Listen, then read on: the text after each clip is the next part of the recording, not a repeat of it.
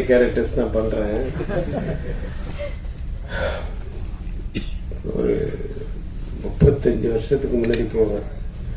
ஒருத்தர் சுத்த தமிழ் ஆரம்பிச்ச உடனே போச்சுறாரு,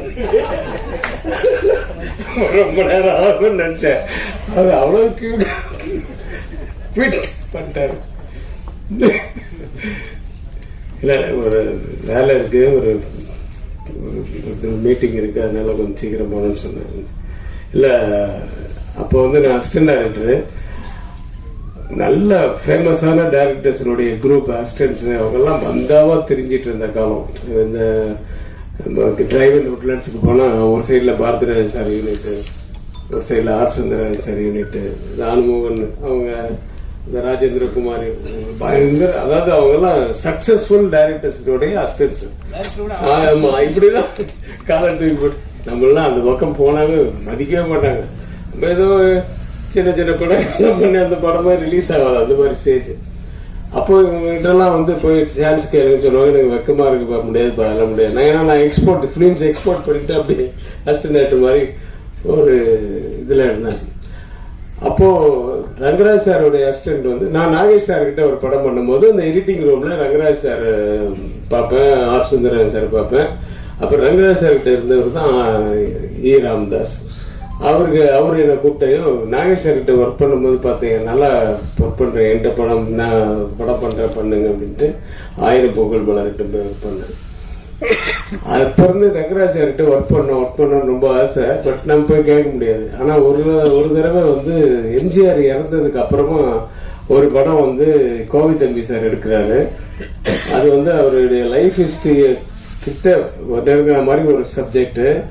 அப்போ அது இமீடியட்டா ஆரம்பிக்கணும்னு சொன்னோன்னா டக்கு டக்குன்னு எல்லாமே உடனே வேணும் அப்படின்னு சொல்லும் போது என்ன ராமதாஸ் சார் உள்ள தள்ளி விட்டாரு.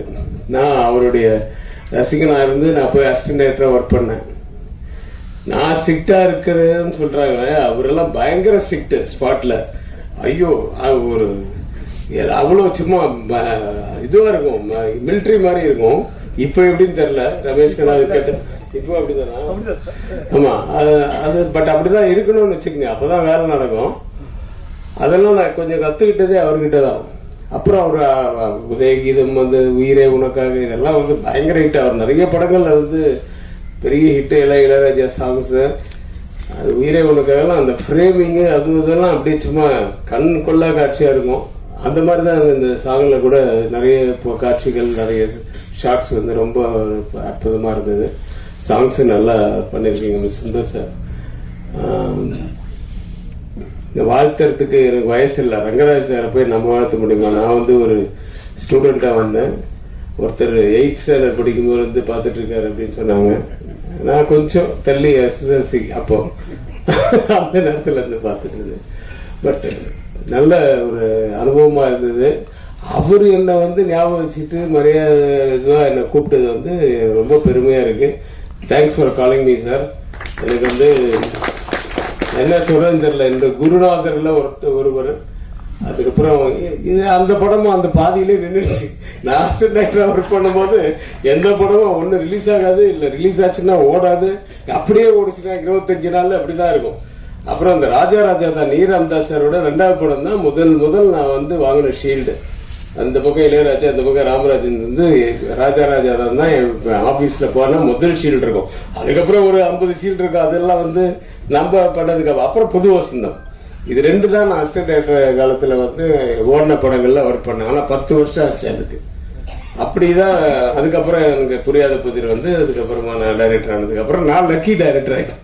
என் படத்துல நடிக்கிறவங்க வந்து அவங்க பிஸி ஆயிடுவாங்க. ஸோ அப்படியே ஒரு பழைய நினைவுகள்லாம் ஓட்டி பார்த்தேன். இந்த படம் வந்து ரமேஷ் கண்ணா அப்பப்போ பார்க்கும்போது சொல்லுவாங்க, இந்த படத்துக்கு போயிட்டு வந்தேன், அந்த படத்துக்கு போயிட்டு வந்தேன் ஷூட்டிங்க்கு அப்படின்ட்டு. அப்போ ரங்கராஜ் சார்களை பத்தி எல்லாம் சொல்லுவான், அவர் சுறுசுறுப்பா நல்லா பண்றாருப்பா அப்படி இப்படின்னு சொல்லுவான். ஸோ நிறைய ஆர்டிஸ்ட் இந்த குரூப்ல பாருங்க. இது இல்லாம இல்ல டெல்லி கணேஷ் சார், கேஆர்ஜி அம்மா இவங்கெல்லாம் இருக்காங்க, சச்சுமா, யார விடுறது, அனுமோகன் சார், ரமேஷ் எங்க ரமேஷ் கண்ணா இருக்கியா? சரி, லேடிஸ் பண்ணிட்டாங்க. இதுல ஸ்ரீகாந்த் சார் ஹீரோ வந்து எனக்கு அப்படியே சும்மா சாமியா இருக்கீங்க சார். உங்களை பத்தி உங்களை பத்தி அடிக்கடி இந்த வலைபேச்சு பார்ப்பேன் நான். உட்கார்ப்பா வலைபேச்சுல அந்தரன் சார் வந்து அடிக்கடி சொல்லுவார், நான் வந்து ஸ்ரீகாந்த் கிட்ட ஒர்க் பண்ணும்போது அப்படின்னு சொல்லி உங்களை பத்தி அப்பப்ப நினைவுபடுறேன். ஆமா, நிறைய பாராட்டுவாரு. யா, he still loves you.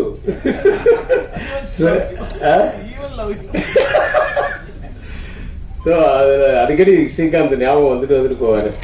But நல்ல நடிகர், அவருக்கு நிறைய படங்கள் வரணும். இந்த படம் அது ஒரு பிள்ளையார் சொல்லியா இருக்கட்டும், இதுக்கப்புறம் கண்டினியூஸாக அவர் பிஸியாக இருக்கணும்னு வேண்டிங்க. இந்த படம் பாடல்கள் மட்டுமல்ல, படமும் மிகப்பெரிய வெற்றியடைய எல்லாம் வல்ல இறைவனை பிரார்த்தித்து நன்றி கூறி விடைபெறுகிறேன்.